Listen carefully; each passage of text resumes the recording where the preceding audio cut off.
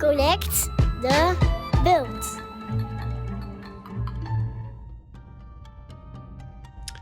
Knut Svanholm, international village idiot, a praxeologist, armchair philosopher, and rock star. Was born in Sweden, but I have escaped.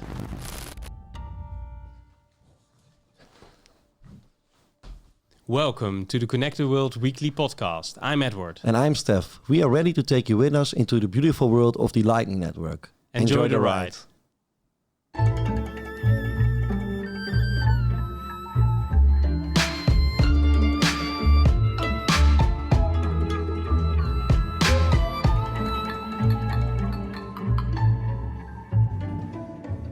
This is episode 143 of Connected World, and this show is made possible by our friends from BRINGIN. Thank you guys for helping us with our mission to connect the world with Bitcoin through the Lightning Network, second layer network. And if you also want to help out with our mission, and of course you do, then follow us on X, on Nostrdam, or subscribe at our YouTube. Or if you have any questions at all, then head over to one of our Telegram channels, and there you can ask us anything. Conecta el mundo. Knut, welcome to the show, man. Yeah, welcome. Thank you. Nice to be here. Nice to see you again, guys. Yeah. Amsterdam was a long time ago, Steph. Yeah. I Yeah. would say I wanted to say this is the official show because we already had you with Bitcoin Amsterdam last year. It was. Oh yeah, last year. it was last year. It's Yeah, been that's like right. a year since, right? Yeah, And yeah. I Yes. don't think I can make it to Amsterdam this year because there's a conflicting conference in November. I'm going to El Salvador, but back to Bitcoin you're country. kidding. Yeah. The same as Oh. Ramon. He also is going to El Salvador. It's just they changed the dates, and then yeah, that's too bad.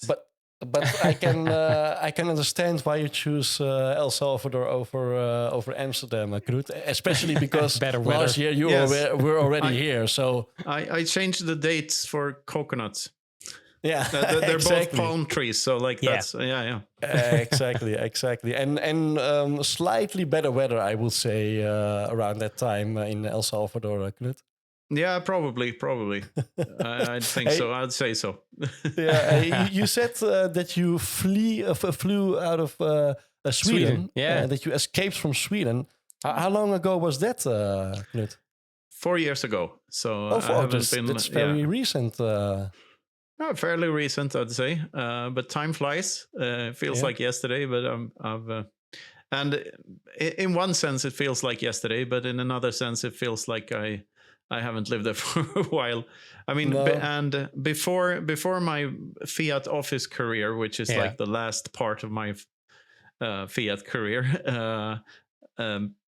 I was an officer on a tall ship, and later I was a captain or a skipper on small crew transfer vessels that brought wind turbine technicians to wind turbines in the North Sea and the Baltic Sea. Amazing work. Yeah. Yeah. And that's where I started writing about Bitcoin, because there were long periods of boredom during that job. Yeah. And but you can look up my story on some other pod, because I'm tired of Okay. Yeah, telling of course. it. No.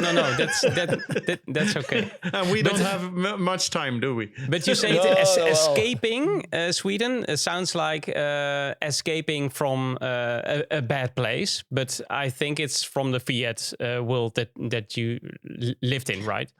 Yeah, I mean, it's a bit easier to live on a more of a Bitcoin standard in a country that that is more cash oriented than Sweden is. Everything is within the banking system in Sweden, so it's very hard to get around. And I don't like banks. I hate them. It's the same in Holland here. I was traveling to Italy 2 weeks ago, and then I crossed Germany, obviously, and also Austria, by the way. And for me, because I'm so used to using my Apple Pay and that kind of stuff here in Holland, we don't use cash anymore, or very little. No. I never use but cash. in Germany and in Austria, there are a lot of restaurants that don't accept cards. They just want cash, And then, In Spain, No, it's great. Yeah. It's there's in Germany there's a real resistance against this because credit cards and debit cards they really are CBDCs, aren't they? Like they're the prototype of CBDCs. They can turn you off if they want to. And from they do everything. Yeah. Hey, to get Yeah. to know a little bit more about you as a person, so behind all the Bitcoin space, what gives you energy or helps you relax? Or is it only work? That would be caffeine for the former and alcohol for the latter. Is it really that simple, Knut? It is that simple. Yes. Really? Okay. Amazing. And then, but you combine the alcohol with, for instance, yoga or something, or are there other things in life that keep you motivated?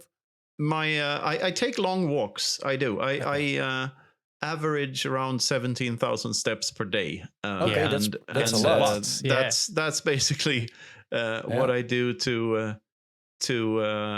tell myself that I'm a good boy, even though I forget workout too much. Yeah. But doing big walks or long walks is also it is good. A great tool to clear the mind, right? So it is, and that's where I come up with most of the ideas for the books and everything.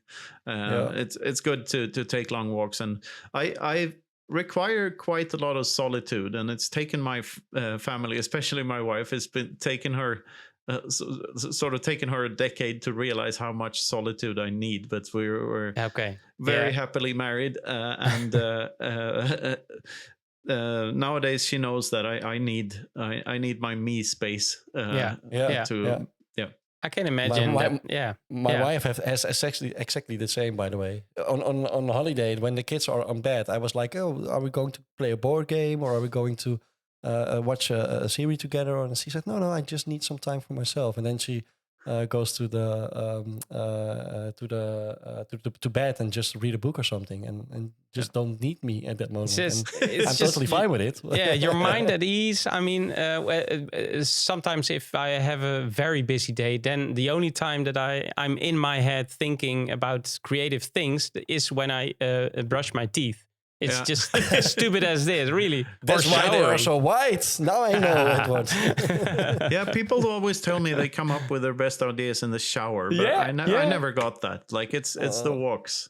But and I if I'm learning from what you say, then I think it's the same as when you were a skipper. The same solitude that you still need, right? Yeah, that might actually have had an influence on that. That I had these long when you have your watch like twice a day, twice every 24-hour period, then you get into that, and you're basically by yourself, just focusing on the shit not happening, which makes your mind wander, of course. Like I guess there's a bit of that is still around, but I think it's mostly personality type. I mean, I'm what they call an extroverted introvert, I think. Yeah. Cool. Hey, I wanted to ask you one final thing before we dive into our official 21 minutes interview part, because, you're known for making complex ideas simple. Where does the passion for teaching come from? Because, in the books, you obviously also teach us about Bitcoin, or teach ones about Bitcoin. Where does that passion come from? Or don't you think you have a passion to teach? That's also maybe that's something that goes naturally or something. Yeah, I mean, I wouldn't call it a passion to teach. That's not the right framing. It's more I get creatively constipated and I need to shit something out. So that's the way to put it. That's more the feeling. Perfect one-liner. I've always been a creative person, and I've written songs, and I've done made comic books and whatnot over the years, ever since I was a child. When I had Legos, I never followed the instructions. So I like building whatever I wanted to build and stuff like that. So I sort of have this need or urge to do creative things. And when I stopped playing in bands, that was really when I realized I needed something else, and writing became the thing. I started writing articles and later on books. And now, like 10 years later, I actually consider myself an author. I'm comfortable with the title and the role, and I feel I've become pretty good at it at this point, and I'm not like ashamed of it at all anymore. On the contrary, I'm pretty proud of the books, especially the recent ones, and I find the process, all parts of the process, to be very rewarding in themselves. Like. And I like to study creativity and what other people have said about creativity. And two of the best tips I've got are from John Cleese and Trey Parker. So John Cleese said that in order to be creative and write something, whether it's a sketch or a song or a book or whatever it is, you need to not only not be interrupted, but also know that you're not going to be interrupted. Which is why I write most of my stuff in the mornings before the rest of my family has woken up yet. So that must be pretty early then. Yeah, but I wake up early. Like, I can't help it. I always wake up early. I wake up like 6-ish, 6:30-ish every morning, and they are late sleepers when they can be. And nowadays I have my own office, which is good because I can finally separate my work life from my family life. So when I'm in here, I'm working, and when I'm not, I'm really trying to not work. That's easier. Sometimes I accidentally tweet something anyway, which I count as work, by the way. Shitposting is not only not a crime, but it's actual work. And the other from Trey Parker, who said that there's a great documentary about how they make South Park called 6 Days to Air. So they make that thing in 6 days, which is just baffling to me, how they can be so insanely productive. Like, because a whole episode, imagine how much work that goes into one. And 2 of those days is just Trey writing the script. And he says in that documentary that if he had spent 2 months writing the script, it would have been 5% better. So aim for 95% perfection, never 100. Otherwise, you get nowhere. You get writer's block and you get stuck. If you're too much of a perfectionist, you never get the momentum. And if you don't get the momentum, your work won't be very good because you don't have the experience. You don't have other books in your bag. You can't learn from your mistakes and all of that. So don't be too hard on yourself. Like, do the best you can, but like, get a move on. Like, do stuff. This you really just do stuff. This really resonates. I've the same problem that I'm also a perfectionist, but I'm also very creative. And if I want to do it very good, like flawless, then nothing comes out of my hands. It's so logical also, because you're constraining yourself. You're setting boundaries that aren't to be creative, it just doesn't work. No, and creativity requires some kind of boundaries, though. But you should be free within those boundaries. So like this. There's a lot about that. Like the White Stripes, for instance. Jack White. Like he deliberately told himself that I'm just going to use guitar, drums, and voice. That's it. Like, and I'm going to make it hard for myself to play these things live and blah blah blah. And that actually allows him to be creative in other ways, because he needs to be creative in other ways. And like, I love those little tips and tricks from other creative people. I watch a lot of hours upon hours of YouTube videos about story structure and character development and movie making and songwriting and producing, and not so much about writing actually, but about hero's journey, story structures and stuff like that. Like I like to know a lot of that stuff. I think it helps me in my writing, which is obviously very different from writing a fiction story. But usually I just ask myself a question and I try to answer the question as well as I can. So many of the chapters, especially in the earlier books, they start with a question, and I try to answer that question in a way that I think my thinking is different from other people's thinking. So yeah, cool. Well, Yeah. cool story. Sounds like yeah, you're really enjoying the process. I think that's most and important. And I think if you don't, you're not going to produce anything, because that's absolutely right. if you're all self-disciplined and like, I'm going to be my own boss and tell myself to shut the fuck up and be productive, you're not going to produce anything, or at least I can't. True. Because I have this inner rebel in me.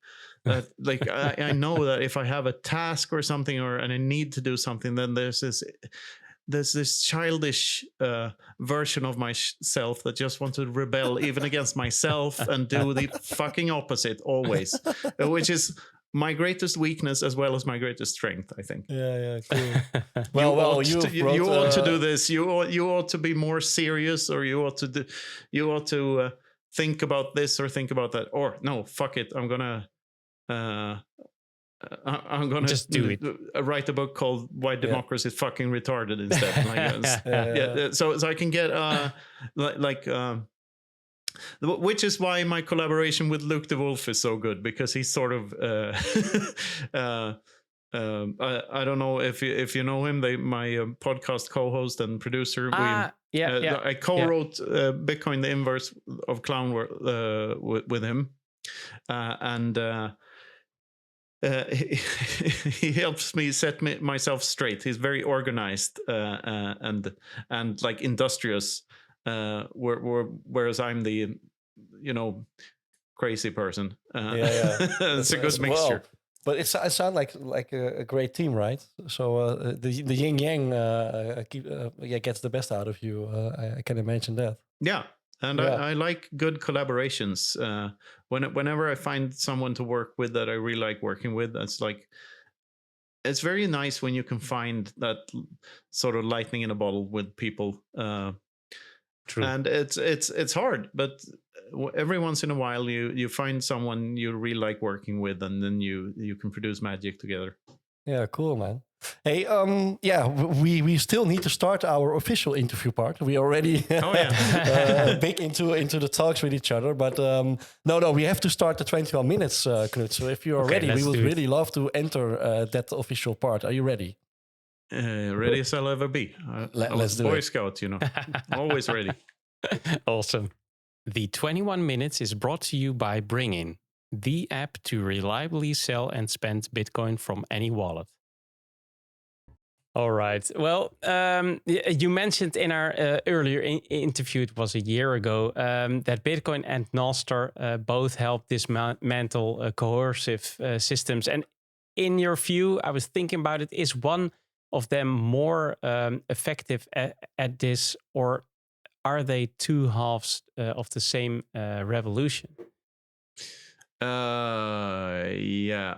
So future where Nostr fails, for example. Well, Bitcoin is much more important, I'd say. Okay.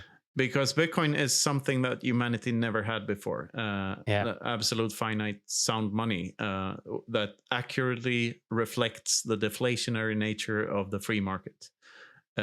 Prices going down over time, which is something that most people think it cannot happen. Like we think it's unnatural, when it's actually prices going up that is unnatural. So ask yourself this: if a person practices doing something, do they usually get better or worse at that thing they're practicing doing? They're getting better, obviously. Yes. So why are prices going up? That's if as simple as that. Like if we get better at stuff, all prices ought to drop, because money should just reflect how good we are at doing stuff.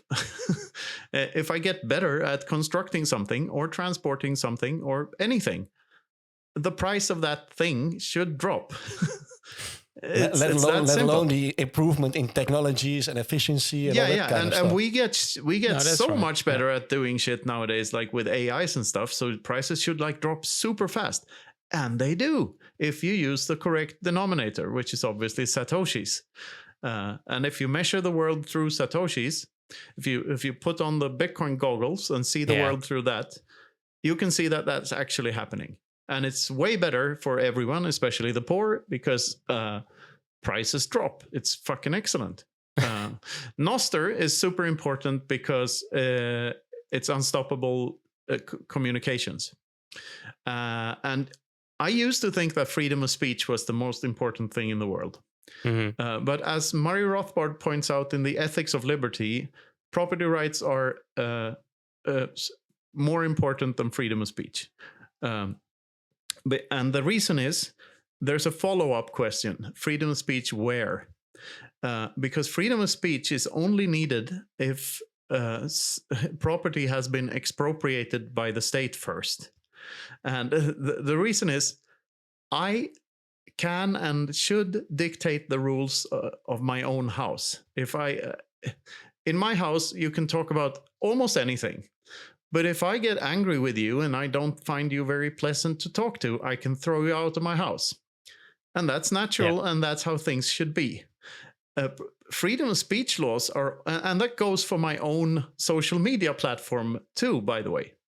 So in an ANCAP utopia, all social media platforms would be entirely private and with no state interference whatsoever, and no pressure groups like that, no gun threats, no aggression, and I as the social media platform provider could choose to have a social media platform that is very gated and you can only say certain things, or I could go the other way and say that on my platform you can say absolutely anything you want. Penis. I bet you the more open one would have more users, which X sort of proves. Nostr, on the other hand, this is unstoppable stuff because there's no one in charge. It's relays everywhere, and people can do what they want. It's free and open source code, and it's beautiful. I refer to Nostr nowadays as the most beautiful clusterfuck on the internet because it is still not very accessible to normies. And no, that's right. Yeah. And that is a problem because a social network sort of needs people. Otherwise, it's just a circle jerk club. Yeah. So while I think it's beautiful and while I think it's necessary that something like that exists, I think it's more of a lifeboat than the actual platform. At least for me, it is at this moment. I wish I could bring all my followers from Twitter to Nostr.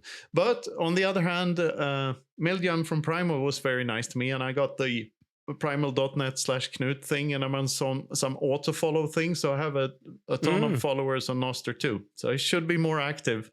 Yeah, cool. Yeah, I think there's an incentive problem in Nostr that is tricky to solve, and that is if developers are funded mostly by grants and not by free market signals. Yeah. They tend to work on anything they want and abandon projects and start on something else. And if they're in an environment where there's a free market competition and there's actual demand for stuff, that usually leads to better results over time. So I think Nostr is somewhere in between at the moment, and people need to find ways how to monetize it properly. Yeah, cool. And you also described Nostr's web of trust as a seismic shift in how we use the internet. How do you see that playing out beyond social media? Because you're now focusing on social media, but could this model also disrupt institutions like university or publishers or even courts maybe? What's your vision on that? Yeah. I mean, it's one technology amongst many, but there is great potential there. I mean, I was more up to date with Nostr last year. This was quite soon after the Nostriga conference, where I talked to a lot of Nostr people. I haven't really focused on Nostr since Amsterdam last year, not very much. But I mean, the web of trust thing is super nice. It basically means you can get all your recommendations and stuff and from the people you know and people you want to get recommendations from, instead of from just randos on the internet. There's and that's just one thing. this could go in any direction, and which is also why it's a bit of a clusterfuck. But it's beautiful. There's have you heard of Vexel? No, I've not. This is an app I'm very excited about. So that is very big in Prague at the moment, not very big outside of Prague, unfortunately, but it's getting there. It's getting a lot of attention and a lot of traction, and I'd like to promote it. I'm not paid by them or anything, but it's a great project where you can buy and sell Bitcoin, or buy and sell anything. And what it does is it uploads your phone book from your phone, so all the phone numbers there, and hashes them and puts them on one server in one jurisdiction. And then there's another server in another jurisdiction with all the communication is also encrypted and goes back and forth there. But the thing with uploading your phone numbers and hashing them is that they can match the hashes without knowing anything about the user. So it's totally KYC free. And you can find and you can get like, I see that someone wants to sell Bitcoin here or wants to buy Bitcoin here, quite close to me. Mm-hmm. They don't know where I am, by the way. So there's nothing like that. But I can see another user, and I can see who he is connected to, if he knows my friends, basically. So the more, if I see that someone, if I'm in Holland and or in the Netherlands, and I find someone who wants to sell Bitcoin, and I see that they know Edward and Steph and Bert de Groot or whoever, my other Dutch Bitcoiner friends, or SF or someone. Yeah. There are too many to mention, but then I immediately trust them because my friends trust them. Why shouldn't I? So I reduce the risk of getting stabbed in a dark alley somewhere while selling Bitcoin for cash or buying Bitcoin for cash. Cool. And that's one such app that so this is what I've seen over the last decade here in Bitcoin. The first question is taking all the time here, isn't it? But this is interesting. Doesn't matter. It really is. So, for instance, before the block size wars, there was something called BitPay, which was totally centralized. Yeah. And they wanted the bigger blocks. They were part of the New York Agreement and blah, blah, blah. And this is where you get Nicolas Durier's famous tweet, "My trust in you is broken," which is now the name of the BTC Pay Server movie. And instead you get the open source version of that, which is BTC Pay Server, which is unstoppable. And Vexel is sort of the same thing. You have where there was once local Bitcoins, which was totally centralized, and the police could just check whoever bought the Bitcoins from whom. There is now a decentralized peer-to-peer solution. Or I shouldn't say decentralized, I should say peer-to-peer, because that's what it is. And for I know Martin Malmi, my friend Martin Malmi, who's the other guitar player and occasionally the drummer in my band Nevermind, if you've heard of us. He's developing a signal-like thing on Nostr as well. Okay, so cool. So end-to-end encryption is coming to Nostr too. So that's so important. And all of these things that are being developed. What's that one called? Glock. That's interesting too. Geolocation thing, so you can send your location to the people you trust and avoid getting kidnapped and you know. That's also important. No, but I love this. How there is this sort of worldwide underground movement that are creating tools for more freedom. There's so many tools that are adjacent to or related or not related to Bitcoin. I mean, I love them as long as they don't shitcoin. Because there's only one money, and you don't need a fucking token for anything. That's correct. That's a nice one. Yeah, well, if we head over again to Bitcoin, you mentioned that the biggest barrier to Bitcoin, well, you were talking about it earlier, about the Bitcoin goggles, putting them on. Yeah. The barrier to Bitcoin adoption is rewiring the mind, right? What specific mental viruses do you think people need to uninstall first before they can be orange pilled, or they do it themselves? Because that's really what will be better, of course. They need to understand inflation and that it's all theft. Yeah, That's the biggest thing. It's super simple. Some people can legally counterfeit your money, and what that implies is just enormous. And people think if they didn't, then prices would be stable. No, that's not true. Prices would fall drastically, fast. They would approach their marginal cost of production, because that's what the free market does, especially on Bitcoin steroids, because we Bitcoiners, we are incentivized. Like, you're not paying me to do this. I'm not paying you to interview me. We both benefit. So we do shit together. Like, that's true. At the core of all human interaction is that both parties believe they have something to benefit from the interaction or trade, because every human interaction is a trade. We Bitcoiners, we have free market competition, of course, and it's fierce because only the best ideas survive. But we also have an incentive to just be fucking awesome to one another, because we are part of the same bigger organism. Because where are the Satoshis? The ability to use them, rather, where is that? That is the private key. It's always a secret that one Bitcoiner keeps from everyone else. You cannot really own a Bitcoin because it's just a string of numbers. It's just information.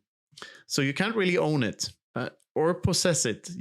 What you can do is you can act as if you own it, because you find it very improbable that other people know the same secret that you do. So all Bitcoins exist within people's heads. MicroStrategy has no Bitcoins, by the way. Neither has El Salvador or the Trump administration. Some guy at Luckily. Coinbase has those Bitcoins. Yeah. Or probably 5 guys at Coinbase out of 7. Yeah. But Exactly. but at the end of the day, they're in people's heads. That's where the actual Satoshis are, the ability to move them, which is the ownership of them. So this makes us, and we all benefit from Bitcoin being a success and Bitcoin's purchasing power going up. We all benefit from adoption. We all benefit from Bitcoin products being good, other Bitcoiners doing well. So we are incentivized to help each other do well. So we are all incentivized to be fucking awesome to one another. And it's like, it's so fucking simple. I swear a lot. I'm an old sailor. In Holland, but it's no so problem. fucking simple. The only thing, like, is don't steal. If everyone lived by that, everything would be more awesome on an enormous scale. And that's exactly what Bitcoin is. So and it has so many great side effects that people never think about. We think it's linear, but it's absolutely not linear. It's just, and you know this because you hang out with other Bitcoiners. You know how great this fucking community is, and how friendly everyone is, and how it just unlocks everything. And I find it insanely fascinating. And I guess that's what keeps me going after all these years. I'm never going to tire of it, because it just keeps on giving. Sure, the conversations can be same-ish and tedious at times. But the whole notion of being with a crowd where you know that everyone has your best interest in mind, it's just mind-blowing. It is. This is, of course, not true for shitcoiners, though. And at some conferences, there's a ton of them. At other conferences, there's a few of them. It's hard to get rid of all of them. And it's even harder to find, like, this little niche group that has actually grokked the truth goggles that Bitcoin is, or Bitcoin are, and that this is powerful on this very deep, fundamental philosophical level. I think in one way, Michael Saylor is, of course, also doing the, well, if you're talking about owning, of course, a lot of people that say that want he's saying that because, of course, he wants to shill this system, but of course, he's also owning in the fiat world a lot of money, so that makes it difficult. I mean, there is a transition from fiat to Bitcoin, but in the long run, they cannot coexist.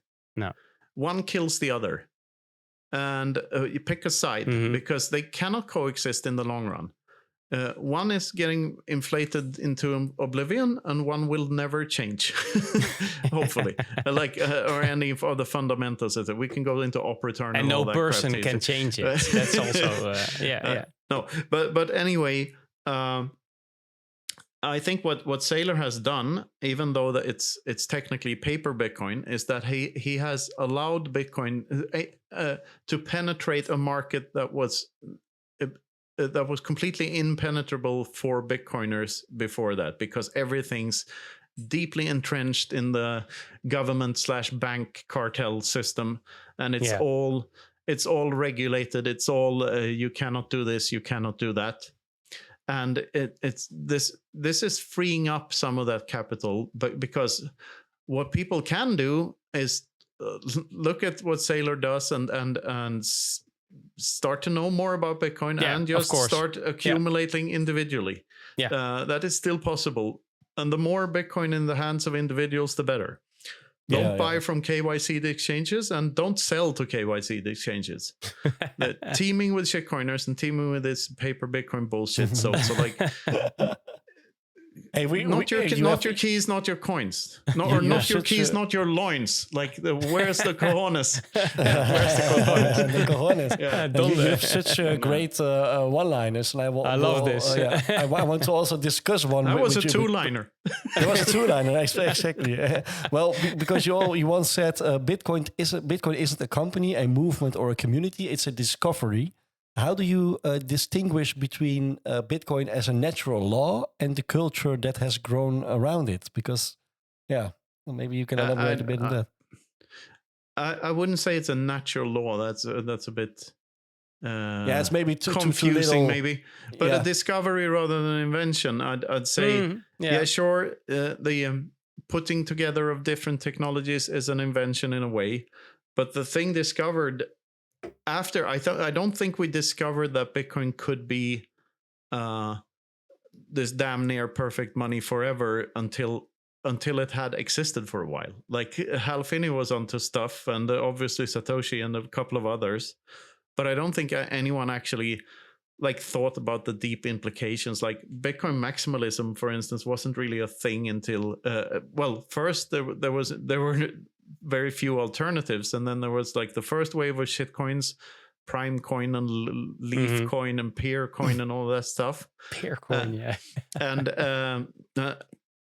Litecoin, of course, and all this, of course. And then, of course, the next wave in 2016, 17-ish, the forks. The forks, and before that, Ethereum, or Theranos 2.0, as I prefer to call it. To me, an obvious scam from the get-go, and 70% pre-mine. Anyway, it's irrelevant now, as all the other shitcoins, they become irrelevant over time, and then they try new scams. So, but the discovery is the discovery of everything divided by 21 million. Yeah. Again, that's also a great one-liner. Well, I hear the TikTok, Eddie. Do you still have? Do you want to?